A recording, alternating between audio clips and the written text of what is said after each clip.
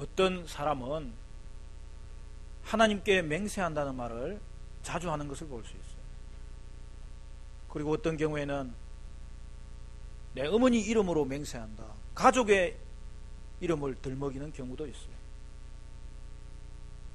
또 어떤 사람은 더 나아가서 내 목숨을 걸고 맹세한다, 그렇게 말하는 것을 보는데, 여러분, 그런 것을 대할 때마다 얼마나 무모하고 경솔한 인상을 받게 되는지 몰라요. 왜 사람들이 이렇게 무의미한 사족을 달아서 말하는 것입니까?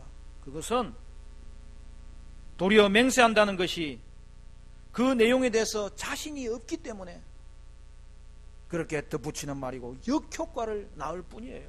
우리 예수님도 산상설교에서 말씀하시기를 그 어떤 것으로서도 맹세하지 말라, 그렇게 말씀하셨어요. 맹세한다는 것은 사실 그렇게 하는 자가 진실하지 않다는 것을 이미 전제하고 하는 거예요. 극과 속이 다름을 나타내는 거예요. 그러므로 맹세하는 것은 위선의 한 형태일 수가 있습니다. 오늘 본문에서 우리 예수님은 서기관들에 대해서 저들은 외식하는 자들이라고, 그들에게는 화가 있을 것임을 선언하시고 그들을 정죄하는 것을 볼 수 있습니다. 예수님은 그들에게 한 가지 두 가지도 아니에요, 7가지 화를 선언하십니다. 7개의 화는 동일한 문구로 시작을 합니다. 화 있을진저, 외식하는 서기관과 바리새인들이요. 예수님은 그들의 외식을 정죄하시고 그들에게는 재앙이 따르게 될 것을 선언하신 것이죠. 여러분, 여기에 나오는 7개의 화는 산상수훈에 나오는 팔복과 대칭을 이루는 거예요. 팔복이 하나님이 기뻐하는 삶이 무엇인지를 가르쳐 주는 것이었다면, 오늘 본문의 7가지 화는 하나님이 진노하시는 삶이 무엇인지를 보여주는 거예요. 팔복은 하나님이 기뻐하시는 그런 삶을 사는 자에게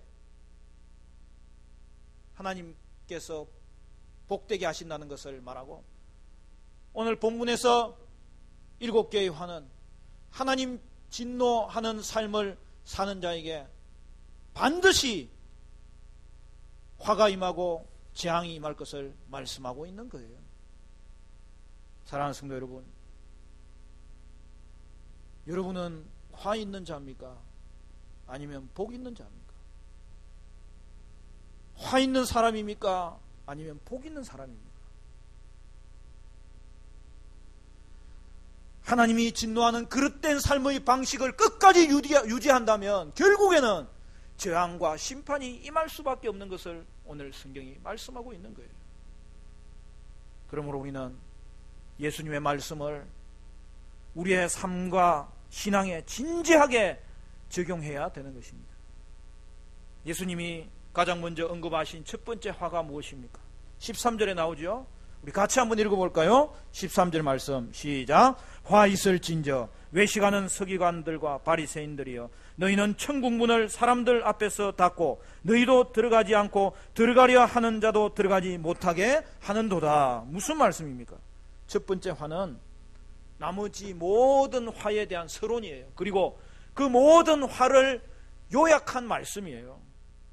예수님이 서기관과 바리새인들을 외식하는 자들로 규정합니다. 그들은 하나님 앞에서 나타내고자 하는 모든 것이 그들 자신의 실제 상태와 달랐다는 것을 말씀하는 거예요. 그들은 사람들을 하나님의 통치 속으로 인도하는 자들이라고 자처하는 사람들입니다. 그럼에도 불구하고 그들의 행동은 그들의 주장과 완전히 다른 모습을 보여주었던 것이죠. 바리새인들과 서기관들은 율법에 정통한 자예요. 그러므로 그들은 하나님 나라로 들어가는 열쇠를 우리가 소유하고 있다, 그렇게 생각했던 것이죠. 그런데 예수님은 말씀하시기를 그들은 그 열쇠로 하나님을 여는 것이 아니라 닫는다, 그 열쇠로 그 문을 닫아버리는 자들이다, 그렇게 말씀하고 있습니다. 그 결과가 무엇입니까? 자신들도 하나님 나라에 들어가지 못할 뿐 아니라 그들로 말미암아 하나님 나라에 들어가지 못하는 많은 사람들이 생겼다는 것을 말씀하고 있습니다. 여기서 너희는 들어가지 않고, 그렇게 바리새인들을 비판하시는 내용에서 우리는 사실은 은혜로운 내용을 생각할 수 있습니다. 그 말은 뭐예요? 이미 하나님의 나라에 들어가는 길이 열려 있는데 그 열려 있는 것을 너희는 들어가지 못하도록 막고 있다는 뜻이죠. 그래서 오늘 이 땅에 하나님의 나라에 들어가는 길은 이미 열려 있다는 것을 전제하고 이 말씀을 해주는 것이기 때문에 이 말씀을 들을 기가 있는 자는 은혜의 말씀이 될 것이고, 이 말씀을 들을 기가 없는 자는 그들 스스로도 화를 당하고 스스로도 재앙을 당하고 결국에는 심판당할 것을 말씀하고 있는 것입니다. 사랑하는 성도 여러분, 왜 그렇습니까? 메시아이신 예수님을 통해서 그 나라에 들어가는 길이 활짝 열려있기 때문이죠. 여러분, 이게 복음이에요. 예수님이 이 땅에 오심으로 말미암아서 하나님의 나라가 이 땅에 임하였고, 예수님은 또한 그 하나님 나라에 들어가는 문이 되신다고 성경은 말씀하고 있습니다. 그런데 바리새인들은 그들이 한 일이 무엇이에요? 그들의 가르침에는 예수님을 빼버린 거예요. 그러면 뭡니까? 그들의 가르침은 거짓 가르침으로 드러나고 그 가르침의 결과는 너무나 큰 악영향을 미쳤다는 것이죠. 그들은 백성들이 예수님의 제자 되지 못하도록 막은 거예요. 사랑하는 성도 여러분, 오늘 이 시대에 천국에 합당한 자, 천국에 들어가는 자, 천국의 문을 들었을 수 있는 자는 예수님의 제자가 되어야 되는 것이죠.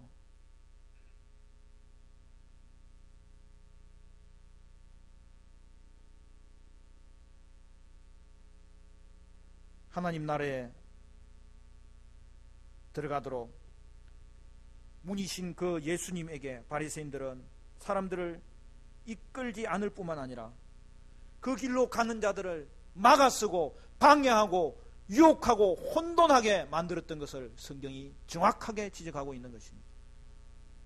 그러므로 천국 문을 막은 바리새인들의 모습은 참으로 심각한 화가 있는 대상이요, 재앙이 있는 대상이요, 심각한 정죄의 대상이었고, 이후에 나오는 모든 나머지 6가지 화선언은 바로 여기서부터 파생되는 것을 볼 수가 있습니다.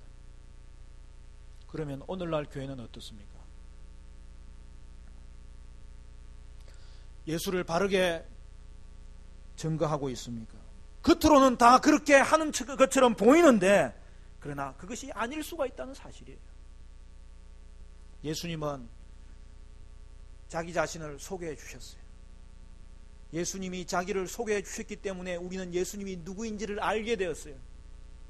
그것이 요한복음에 자기 자신이 누구인지 나오는 7가지의 자기 선언이 있어요. 그 중에 한 가지가 바로 오늘 이 말씀과 결부되는 것이죠.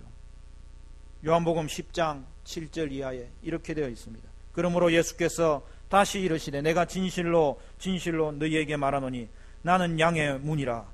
나보다 먼저 온 자는 다 절도요 강도니 양들이 듣지 아니하였느니라.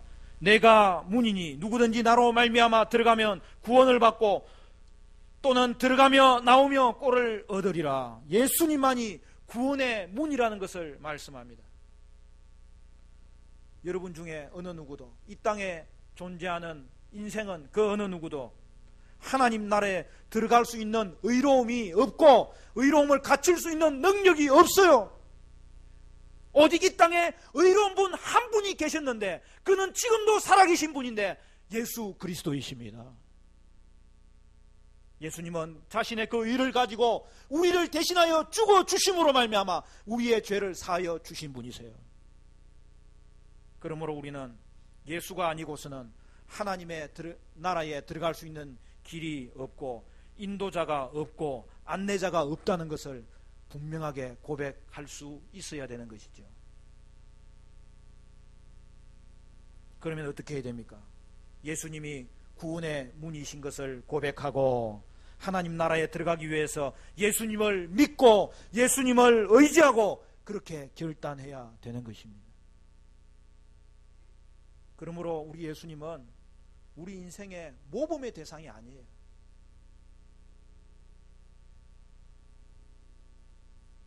물론 그런 부분도 있지만 그 이전에 우리는 예수님만이 천국의 문임을 깨닫고 예수님은 의지의 대상이요 예수님은 믿음의 대상이라는 것을 분명히 확인할 필요가 있는 것이죠. 그런데 오늘날 교회들이 어떻습니까? 하나님의 이름을 선포하면서도 예수님께 회심해야 된다는 것을 가르치지 않고 있는 경우가 얼마나 허다합니까? 오늘날 이 시대에 교회 생활하면서 종교 생활하는 자가 얼마나 많은지를 왜 가르쳐주지 않습니까? 예수님의 십자가는 그 십자가에서 우리의 죄를 사시는 그 예수님의 구주되심을 나타낸 사건인데 그것을 가르치지 않고 단지 예수님을 모범으로 인생을 인도하는 그 위인으로 그렇게 본받으라고 설교만 하고 있으면 그것이 어떻게 그 심령 속에 복음이 있고 복음으로 말미암아 얻는 생명이 있고 예수 그리스도가 구주와 구세주와 주님이 되실 수 있겠습니까? 사랑하는 성도 여러분, 많은 사람들이 성경을 그냥 좋은 글로서 소개하고 있을 때 때로는 그렇기 때문에 인간이 이해되지 않는 말씀을 쪼개면서 비판하기 시작할 때 이 말씀의 확실성을 다 저버리고 어디 가서 위로를 받고 어디 가서 길을 찾고 어디 가서 우리의 인생을 해결하시는 그 복음을 만날 수 있겠습니까? 지금도 이 땅에는 하나님의 나라를 갈망하는 사람들이 너무나 많습니다. 우리는 그들에게 예수 이름으로 그 나라에 들어가는 것을 가르쳐주고 보여주고 알려주고 예수 이름으로 하나님 나라를 그들 앞에서 열어주어야 되는 것입니다. 둘째 화는 무엇입니까? 15절에 나오죠. 화 있을진저 외식하는 서기관들과 바리새인들이여 너희는 교인 한 사람을 얻기 위하여 바다와 육지를 두루 다니다가 생기면 너희보다 배나 더 지옥 자식이 되게 하는도다. 오늘은 우리가 7가지 화 중에서 서론 부분과 이제 두 번째, 세 번째, 네 번째 그렇게 앞부분 화를 살펴보기를 원하는데 오늘 이 두 번째 화는 뭐예요? 여기에 특이한 장면이 나옵니다. 유대인들이 바리새인들이 선교에 있어서 굉장히 열심이었다는 거예요.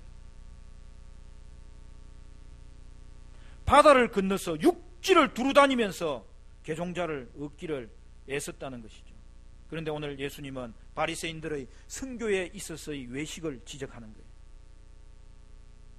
예수님 당시 바리새인들은 선교에 대해서 또 열심이었는데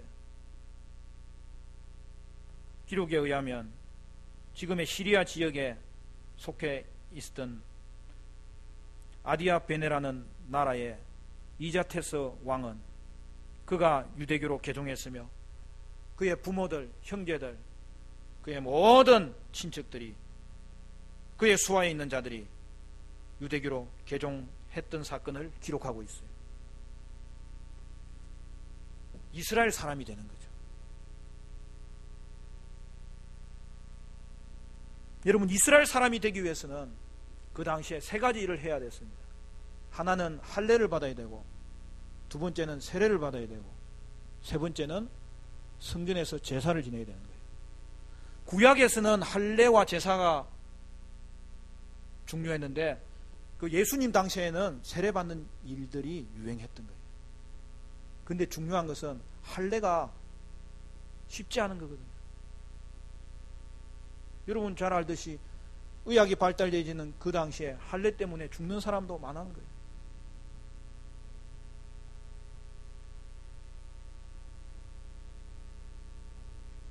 여러분 할례가 뭔지 아시죠? 제가 오늘 청소년부 예배 때 내가 자세하게 가르쳐 줬어요.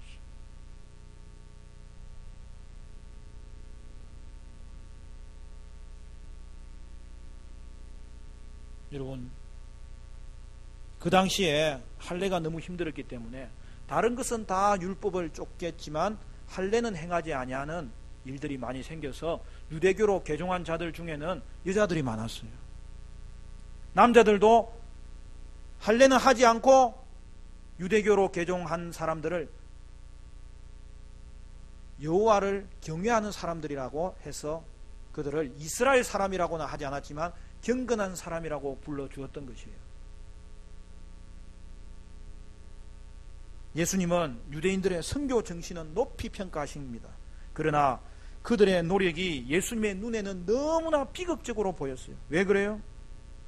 유대인들이 얻은 자는 결국 속임을 당하여서 거짓된 하나님 나라를 얻게 되는 것이므로 바리새인들은 하나님 나라를 그들 앞에서 막고 서 있었기 때문입니다. 결국 유대교 개종자들은 다시 잃어버린 자들이 되어서 지옥의 자식이 되어버렸고 배나 지옥 자식의 자리에 머물게 되었던 것입니다. 여러분 이 얼마나 안타까운 일입니까? 오늘날 이단에 빠지는 일이 바로 이런 일이에요. 교회 생활 한다고 이야기해요. 그러나 저들에게는 예수님의 자리에 사람이 올라 있고 말씀의 자리에 자신들의 주장이 올라와 있고 세상이 올라와 있고 이익이 올라와 있고 거짓 가르침을 쫓아가다가 결국에는 거짓 교사들의 손아귀에 잡혀있는 그들의 인생을 볼 수밖에 없는 것이죠. 그리고 세 번째 화는 예수님께서 그들의 맹세에 대한 외식을 정죄하십니다. 바리새인들은 물질주의에 빠져서 성전을 거룩하게 하시는 분은 그 안에 계신 하나님으로 말미암아 거룩하게 되는 것인데 그들은 맹세를 하되 성전 자체의 맹세를 하고 성전에 있는 금의 맹세를 하였던 것입니다. 하나님과 아무 상관없는 일이 성전에서 벌어지고 있었던 것입니다. 네 번째 화는 바리새인들의 11조에 대한 외식을 지적합니다. 그들은 음식에 들어가는 재료 하나하나에 대한 11조도 떼어놓으면서 율법의 핵심이 되는 정의와 긍휼과 믿음을 따르지 않고 행하지 않았던 것입니다.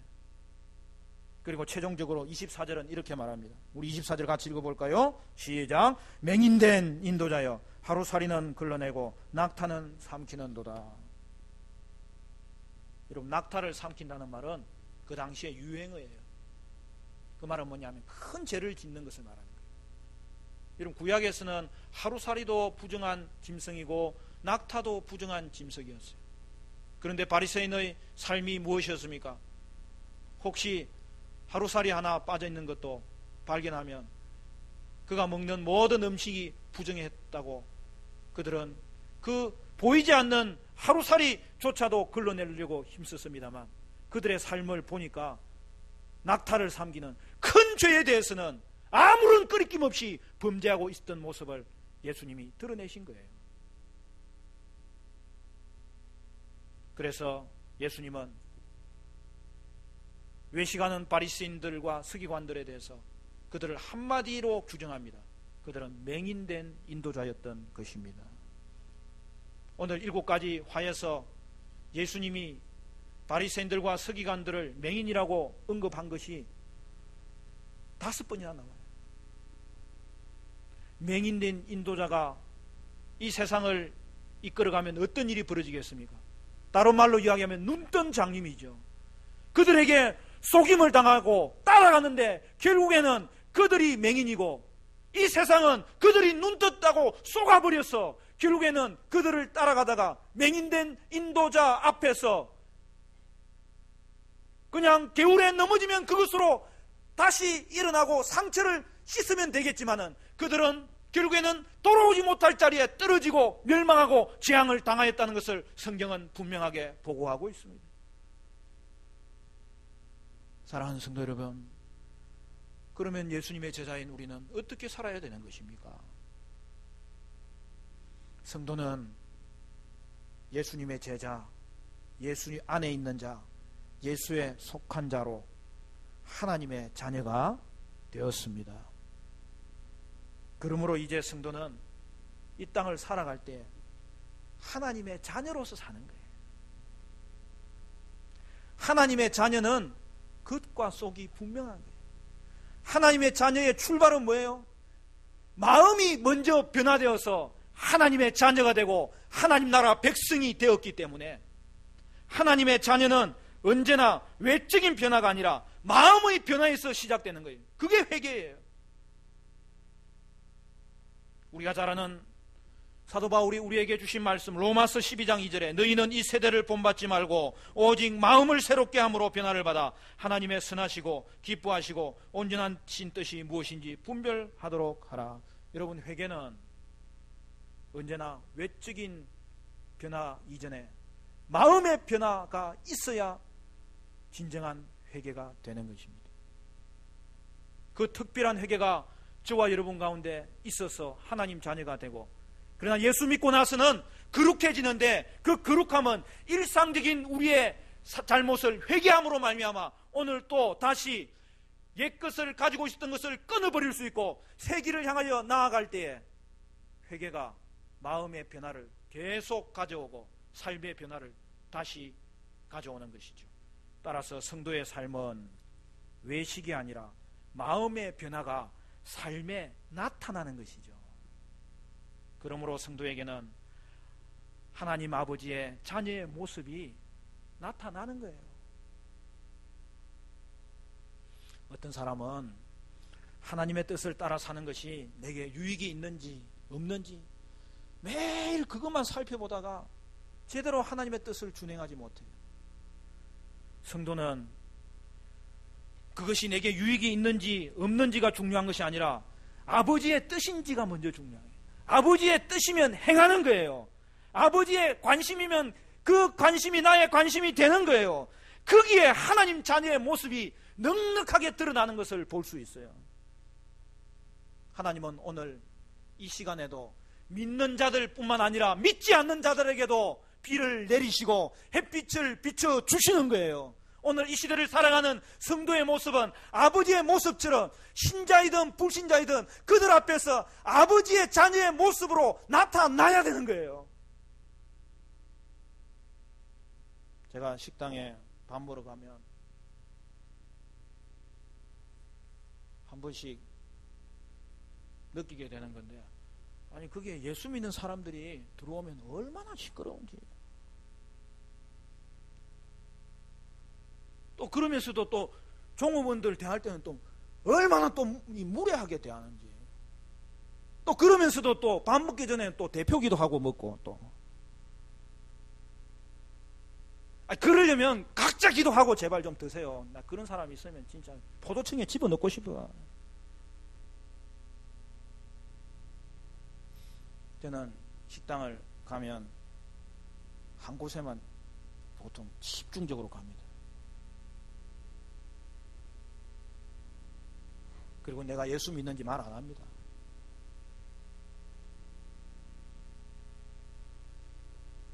집중적으로 한 곳에만 식당을 가면 어느 날 그분이 저한테 말을 걸어오는 거예요. 혹시 목사님이십니까? 그럼 제가 그때서야 어떻게 알았습니까? 저는 화정충행교회 임민철 목사입니다.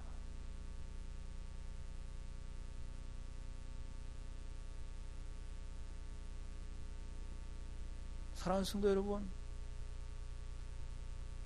식당을 가더라도 하나님 자녀의 그 고상한 품위가 있어야 되고, 어느 곳에 머물든지 하나님 아버지의 자녀된 그 모습이 그의 삶에서 드러나야 되는 거예요. 여러분은 하나님 자녀된 모습으로 사셔야 됩니다. 말씀을 맺겠습니다. 사랑하는 성도 여러분, 여러분은 먼저 예수님을 통하여 하나님 나라를 소유하심으로 여러분의 마음이 변화되시기를 바라고, 여러분의 사는 여정 가운데 하나님 자녀의 고상하고 거룩하고 아름답고 즐거운 그 하나님 자녀답게 사는 모습으로 말미암아서 여러분의 입술로, 여러분의 삶으로, 여러분의 얼굴로 향기되고 전도지 되어서 주께 영광 돌리는 은혜의 복된 삶이 되시기를 주님의 이름으로 축원합니다.